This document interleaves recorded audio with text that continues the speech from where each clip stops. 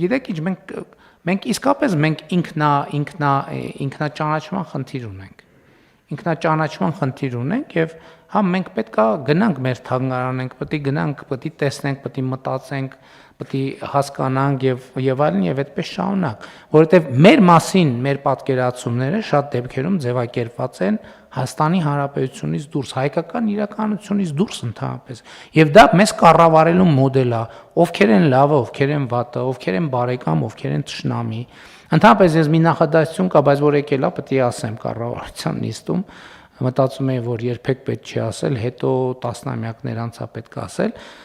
Մեր արտաքին քաղաքականության եւ ընդհանրապես մեր ռազմավարության մասին խոսելիս եւ նաեւ միջազգային հարաբերությունների մասին խոսելիս մենք շատ բաներ կա, որ վերանայում ենք, շատ բաներ կան, որ վերանայում ենք ու վերանայում ենք գիտելիքի հիման վրա, այս շատ կարեւոր է։ Օրինակ, այս վերջերս մի թեմայի անդրադարձա, որ ասում էի, որ նույնիսկ շատ դասագրքային ճշմարտություններ, որոնք ստեղծված են, իրանք ստեղծված են որպես դասագրքային ճշմարտություններ եւ այդպես չի, որ դրանք հենց են ինչ որ արտահայտում են օբյեկտիվ իրականությունը։ Եվ գիտեք ինչ առիթով ասի, օրինակ դիվանագիտական դասագրքային ճշմարտությունը ասում է հետեւյալը.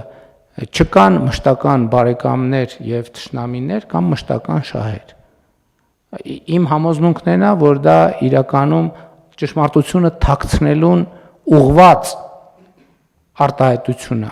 որովհետև իմ ընկալմամբ ճշմարտությունն է, որ չկան թշնամիներ եւ չկան բարեկամներ։ Կան ուղղակի միջազգային հարաբերություններ։ Ուղղակի հասկանում եք,